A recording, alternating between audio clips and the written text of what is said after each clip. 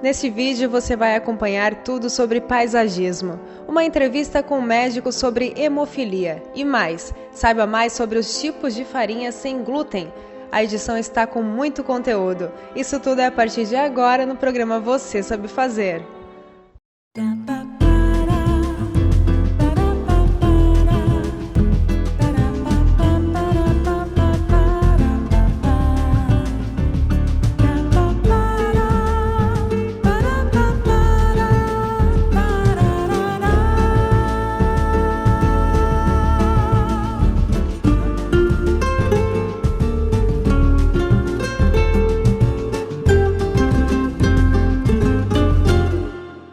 Programa Você Sabe Fazer, com Caroline Meyer. Oferecimento Itagres Revestimentos Cerâmicos.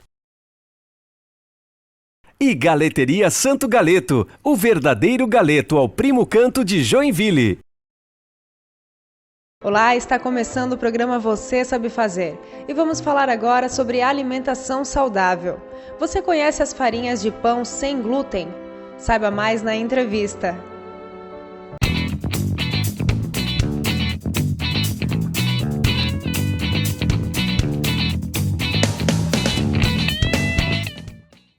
Muitas pessoas possuem restrições alimentares e dentre elas está a intolerância ao glúten, que pode ser diagnosticada como doença celíaca. Veja só. Vera, quais são as farinhas com glúten? Então, o trigo, o centeio, a cevada e o subproduto da cevada, que é o malte, contém glúten. A aveia, que é plantada, beneficiada no Brasil, ela também contém glúten não naturalmente. Ela contém glúten por contaminação, por esse contato com o trigo que ela acaba sofrendo no processo de plantio e beneficiamento. Então, a aveia, que é comprada fora do Brasil, nos Estados Unidos, por exemplo, ela não contém glúten. E a aveia do Brasil, para quem é celíaco, que não pode consumir nem traços de glúten, aí ela vai conter. O glúten é a proteína essencial encontrada em alimentos à base de trigo, centeio, cevada, aveia e malte. Esses alimentos se tornam tóxicos para os intolerantes, provocando uma lesão no intestino delgado e impedindo a absorção adequada dos alimentos. E aonde podemos usar as farinhas sem glúten? As farinhas sem glúten, elas podem ser utilizadas em qualquer preparação onde nós utilizaríamos as versões com glúten. Então, onde nós utilizaríamos o trigo, o centeio. Também podemos utilizar as farinhas sem glúten, com algumas adaptações. Então, por exemplo, não é necessariamente tirar o trigo de um pão e incluir uma farinha de arroz ou uma fécula. Às vezes não vai dar certo. Então, tem alguns truquezinhos, colocar algum emulsificante, como é o caso da goma xantana, fibra da beterraba açucareira, vai fazer com que deixe esse pão mais macio, não contendo glúten. Então essas são as formas de substituir a farinha de trigo pela sem glúten? Isso mesmo, sempre utilizando algum emulsificante, então ou fibra de beterraba açucareira ou a goma xantana, em algumas situações as duas, o mix de goma xantana com goma guar também, psyllium, que é uma fibra que também não contém glúten, nas receitas deixa essa receita mais macia, né? Então deixa um pão, um bolo um pouco mais macio. Então normalmente tem alguns truquezinhos, algumas coisas que a gente associa na receita para deixar ela sem glúten e ainda tendo uma característica gostosa, né? Ficando mais macia, mais gostosa. E por que as farinhas sem glúten são mais caras que as de trigo? Quais são os benefícios? Na verdade, a questão do preço hoje ainda se atribui bastante pelo fato de elas terem que ser totalmente produzidas, beneficiadas, trabalhadas longe do que contém glúten. Então, uma empresa que produz um alimento com glúten e sem glúten tem que ter um espaço totalmente separado para as versões sem glúten. Tem que ter funcionário que não passe de um local para outro, tem que ter um uniforme específico. Então, tudo isso faz com que encareça esse produto, né? Com relação a benefícios, vai depender muito de pessoa para pessoa, mas tem algumas pessoas que têm uma sensibilidade tão grande ao glúten, ou até a própria doença celíaca, que diminui muito a disposição quando consome alimento com glúten, altera o intestino, causa gases, dores de cabeça. Então, a pessoa que tem uma sensibilidade e troca uma alimentação com glúten por uma alimentação sem glúten, ela acaba minimizando ou até eliminando totalmente esses sintomas. Como que funciona, no caso a farinha sem glúten, mas serve também para emagrecimento? Não necessariamente. O valor calórico, quantidade de carboidrato que tem numa farinha com glúten ou sem glúten é a mesma, tá? Não tem diferenças significativas. O que acontece é que quem tem algum tipo de sensibilidade ao glúten, a doença celíaca, uma alergia ao trigo, né, que tem várias subdivisões dessas patologias, se ela consome esse alimento, ela se inflama normalmente. Então, ela se causa um malefício para a sua saúde, que pode aparecer num excesso de peso. Então, aquelas pessoas com sensibilidade ao glúten que tiram essas farinhas podem ter uma perda de peso porque estão melhorando sua saúde. Então, a perda de peso pode ser uma consequência, mas não necessariamente que todas as pessoas que deixarem de consumir glúten vão perder peso. Pelo contrário, se tirarem e consumir excesso dessas farinhas, mesmo que sem glúten, pode contribuir até para o ganho de peso. E quais são as dicas, então, para manter uma dieta saudável e rica em nutrientes? As pessoas que retiram o glúten da dieta têm que se preocupar em manter a quantidade de micronutrientes, então vitaminas e minerais. Não adianta a gente só consumir sem glúten, se é que temos algum tipo de sensibilidade, mas não procurarmos qualidade nutricional. Então, se eu vou comer um biscoito, é importante eu saber se esse biscoito tem fibra, se ele tem uma farinha integral, por exemplo, farinha de arroz é sem glúten, mas tem a integral e tem a branca. Se tiver integral, melhor. Se às vezes tem a farinha de uma oleaginosa, como uma castanha, uma amêndoa. Então, sempre procurar aquele alimento que ele vem com uma concentração maior de fibra e mais micronutrientes, não só sem glúten e totalmente refinado. Quais são os tipos e o que podemos encontrar aqui na Emporium Produtos Naturais? Então, várias são as farinhas sem glúten. A farinha de arroz é uma bem conhecida, tem a versão integral e a versão branca, né, refinada. Tem os amidos, amido de milho, por exemplo, as féculas, fécula de batata, fécula de mandioca, farinha de linhaça, farinha de chia, farinha de quinoa, os próprios polvilhos, doce, azedos, todos eles, se a gente fizer combinações, nós conseguimos ter um substituto para o trigo.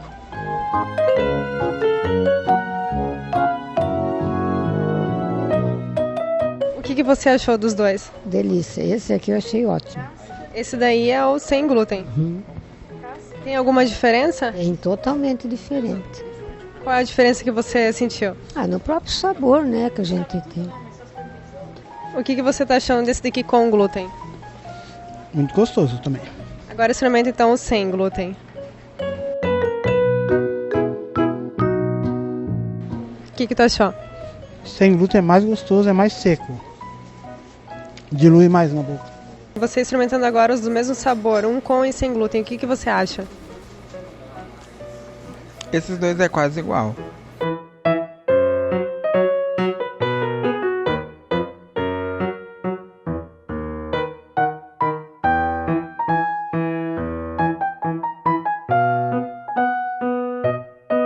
Esses são os dois produtos que normalmente nós utilizamos para deixar o pão, o bolo, a receita que a gente quiser sem glúten mais macia. Então é como se eles fossem um substituto para o glúten, que é o que dá maciez, né? Essa é a fibra de beterraba açucareira e esse é o mix de goma xantana e goma guar. Normalmente, para uma receita não muito grande, utiliza-se 1 colher de chá de cada uma dessas duas farinhas. Ela não substitui nada na receita, apenas é acrescentada para dar uma qualidade, uma textura mais gostosa aí para a receita. Esse é um exemplo de mistura pronta. Então, para quem está começando a produzir alimentos sem glúten em casa e tem um pouco de dificuldade, isso é bem normal. Tem umas misturas, por exemplo, como essa, que é uma mistura para pão. Pode ser utilizada também para pizza. Então, ela está semi-pronta. Normalmente tem que adicionar ou água, ou leite, ou então ovos, algum ingrediente úmido que vai dar a liga e daí a receita está pronta. É só colocar para assar. Aqui é uma outra versão, também de uma mistura para pão, por exemplo, né? De uma outra marca, com outras características, que também já está semi-pronta. Então, adicionando alguns ingredientes úmidos, que normalmente a embalagem já traz a receita, você consegue fazer o seu pão ou o seu bolo em casa.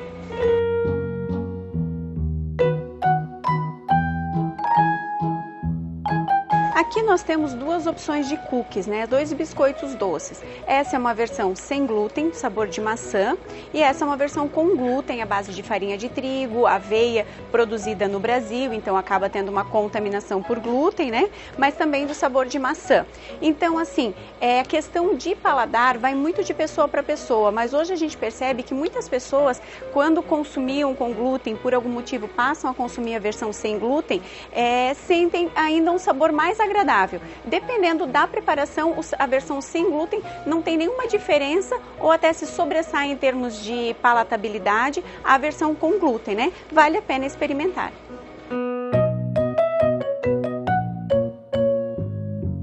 Essa é uma versão de sabor de cacau, né? Então esse sabor chama bastante a atenção das crianças. Então nós temos hoje um público bastante grande, infantil, que precisa ficar sem um alimento que tenha glúten, não pode consumir. Então aqui está uma versão de cookie de cacau sem glúten e uma versão muito semelhante, só que com glúten, né? Ambos têm uma característica de chocolate, ambos são doces, porém uma versão não leva farinha de trigo e a outra leva farinha de trigo. Como eu comentei, algumas versões sem glúten, o sabor ainda é melhor do que a versão com glúten. Vale a pena a gente experimentar para ter cada um a sua própria opinião. Saiba mais agora sobre hemofilia, a doença genética. Veja só.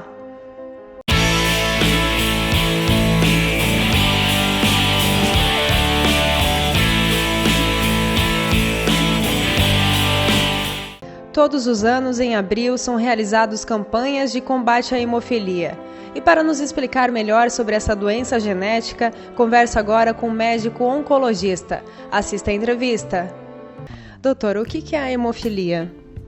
Carol, a hemofilia é uma doença que reflete a necessidade de receber um fator do sangue, por isso que o nome se chama hemo, de componente de sangue, e filia, que confere ao paciente a necessidade de receber esse fator. Hemofilia é uma condição genética onde o paciente tem a falta do fator 8 de coagulação, que no caso é a hemofilia A, que é a mais comum, e a hemofilia B é a falta do fator 9 de coagulação. São fatores que o organismo precisa para não ocorrer sangramento. Então, é comum ao paciente hemofílico a presença de sangramento espontâneo. Além do sangramento, quais são os sintomas? O paciente hemofílico, basicamente, ele apresenta o sangramento que aparece na pele. Então, na primeira infância, quando a criança começa a engatinhar, pela deficiência desse fator de coagulação, começa pelo próprio atrito que a articulação está em contato com o solo, começa a apresentar pequenos sangramentos, hematomas, os roxos, né, vistos principalmente em joelhos e no cotovelo quando a criança está engatinhando. Depois disso, de tanto ocorrer o sangramento e esse sangramento se repetir, ocorre o problema articular, que é comum no paciente hemofílico, que é o surgimento da articulação-alvo. O paciente hemofílico, então, ele começa a ter sangramento de repetição em determinada articulação, geralmente aquela articulação que o paciente mais utiliza. Então, o paciente canhoto, a articulação mais do lado esquerdo, o paciente destro mais do lado direito, principalmente tornozelos e joelhos, que é onde sofre mais o impacto do peso. E essas articulações, pela recorrência do sangramento, acabam sofrendo deformidades. Então, fora o sangramento que a gente percebe na pele através dos roxos, vai ter também o sangramento dentro das articulações e também dentro de alguns órgãos, mas basicamente o mais comum é dentro das articulações, que são as chamadas articulações-alvo do paciente hemofílico. E como que a hemofilia afeta no dia a dia?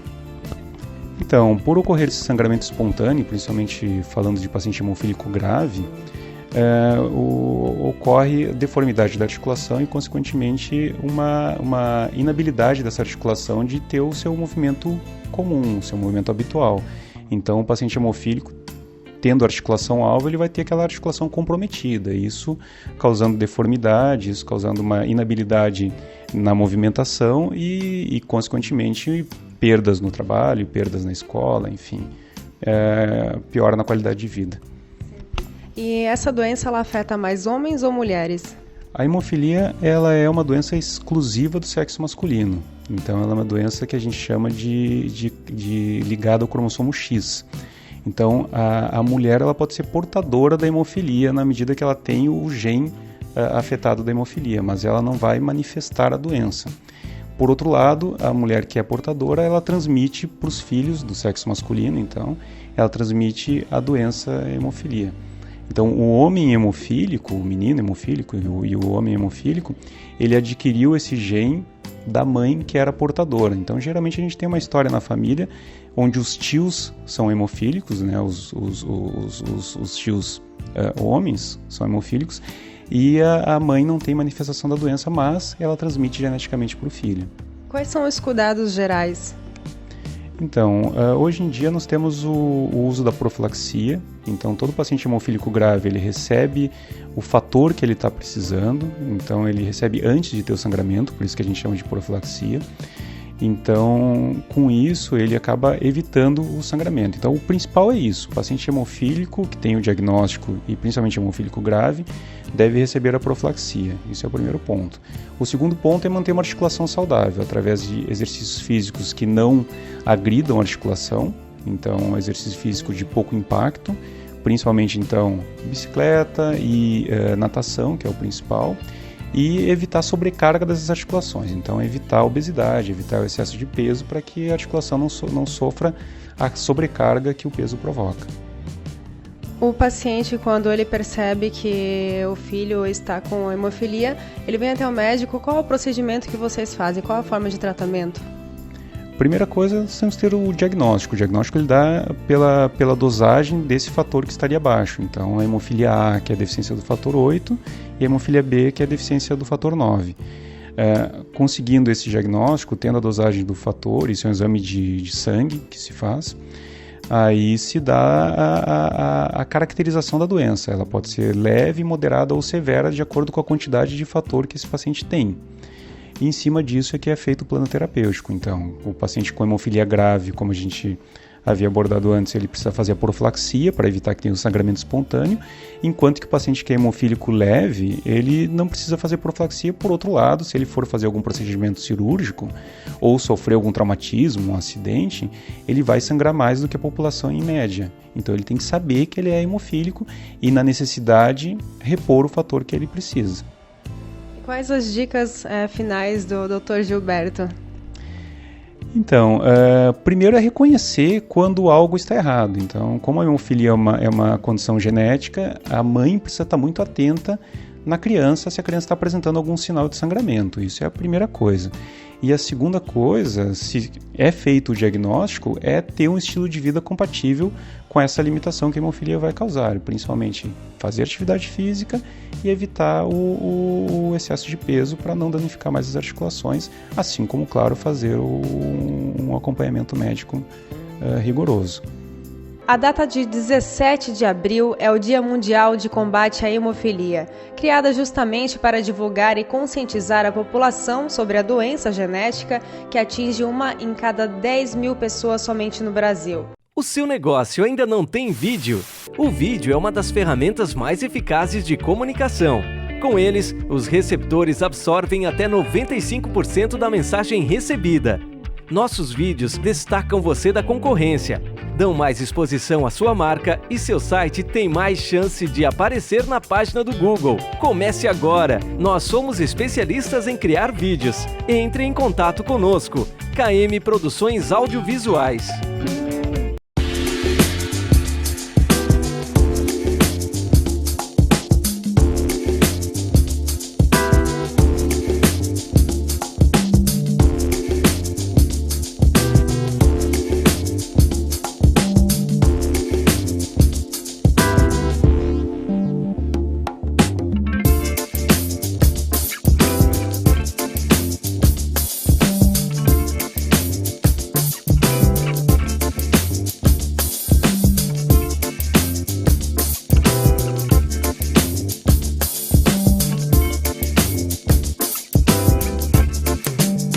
Gostaria de convidar vocês a conhecer nosso buffet de segunda a sábado, com um cardápio variado, 30 tipos de salada, 18 acompanhamentos, 6 tipos de carnes todos os dias. E também contamos com o nosso buffet de sobremesas livre, 4 tipos todos os dias.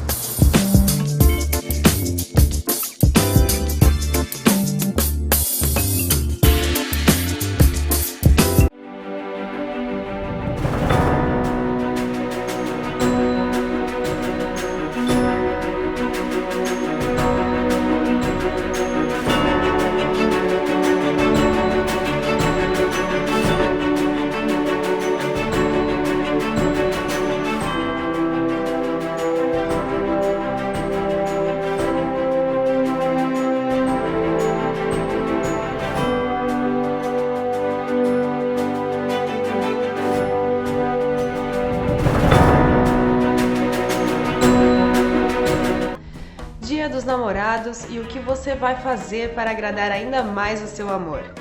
Sabemos que para manter um relacionamento saudável é preciso de respeito antes de tudo. Tem casais que gostam de mais romantismo, outros são mais aventureiros, uns mais criativos, outros mais caseiros.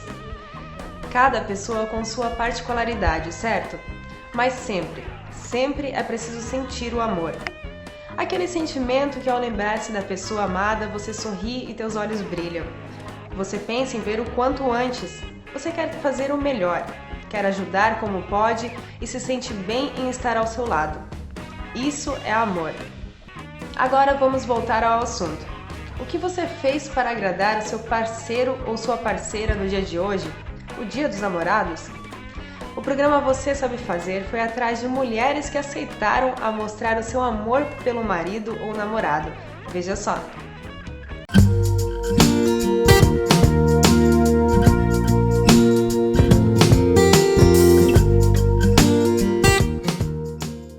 Oi, meu amor.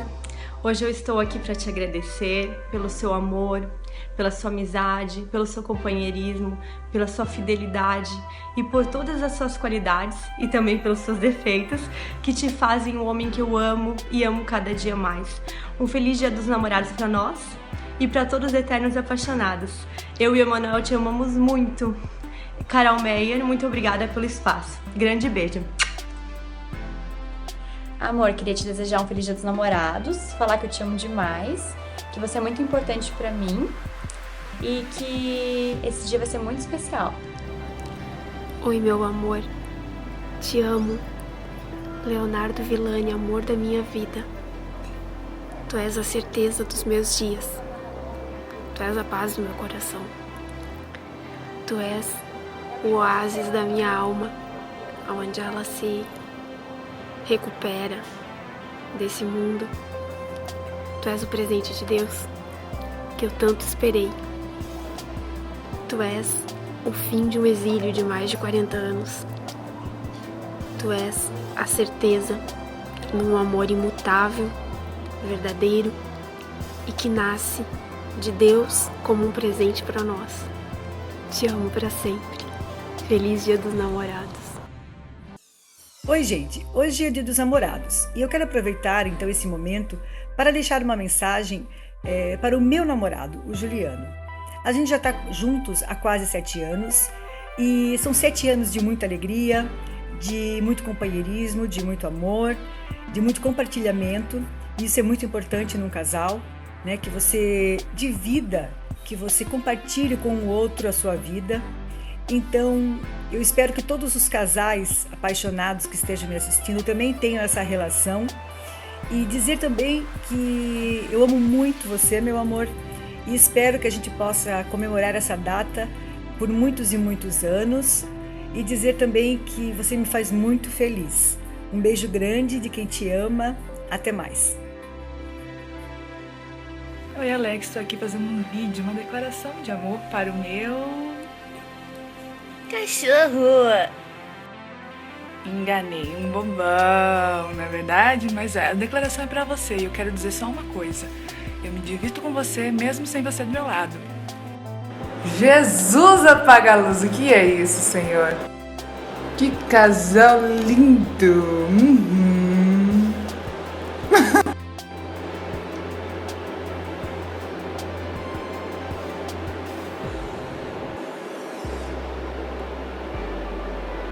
Só tu quer me matar agora, né? Eu sei.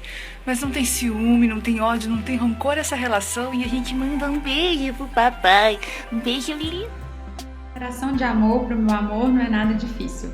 Ele sabe o quanto eu considero a pessoa mais especial, mais maravilhosa desse mundo e é por tudo que ele é, pela pessoa, pela sinceridade, pelos valores que ele traz, pela positividade, pelo jeito alegre de ver a vida, pelo sorriso que ele me dá toda manhã.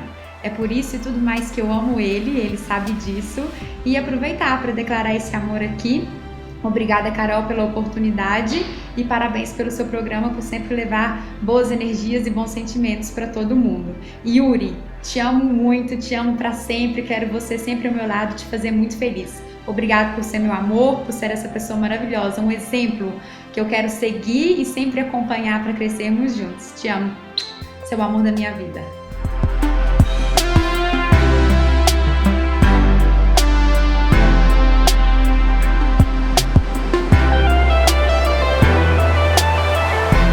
Tenho uma novidade para contar para vocês. Chegou a Joinville o primeiro prêmio Talento Gastronômico, isso mesmo, um concurso com chefes da cidade. Vai ser imperdível. Além de saborear um delicioso jantar no dia do evento, você vai acompanhar como foi o concurso. E o melhor, será um evento beneficente, vai ser demais. Para saber mais, acesse o site vitoriaassessoriaeventos.com.br. Olá, tudo bem? Eu me chamo Alessandro Cristiano dos Anjos Carneiro, eu sou profissional da área da gastronomia, sou formado há 8 anos já e hoje eu vim aqui para fazer um prato maravilhoso para vocês, um prato diferente que vai ser um risoto de malte defumado com crisp de alho poró, com alcatra e manteiga de ervas. Esse é um prato que eu sirvo num pub que eu trabalho hoje e eu vim aqui para mostrar para vocês o diferencial da gastronomia que a gente serve no pub. E também quero participar desse concurso para mostrar para vocês os grandes talentos que Joinville tem para oferecer para o mercado.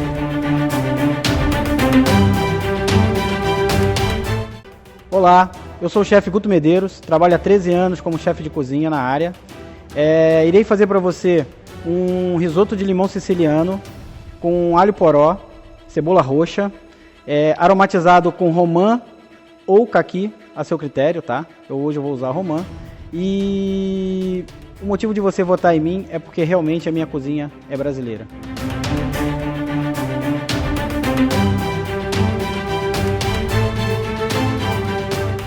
Essa edição do programa Você Sabe Fazer está terminando. Quero agradecer pela sua companhia na edição de hoje e espero você no domingo que vem, às 14h30. Até lá, tchau!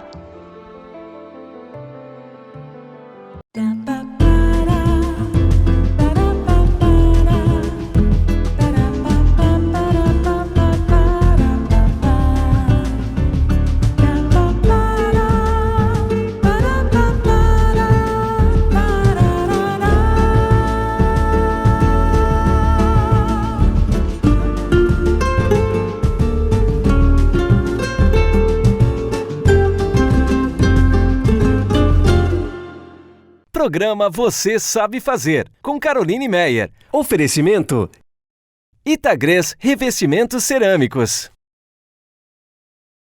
E Galeteria Santo Galeto, o verdadeiro galeto ao primo canto de Joinville.